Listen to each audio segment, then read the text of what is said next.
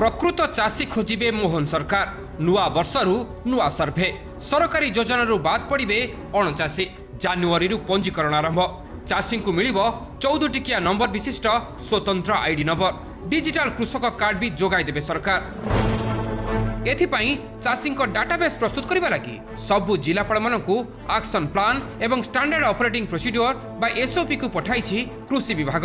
ये हेउछि सेही चिठी प्रथम पर्यायर जनवरी 1 रु मार्च 31 तारिख पर्यंत सर्भे चलिबो।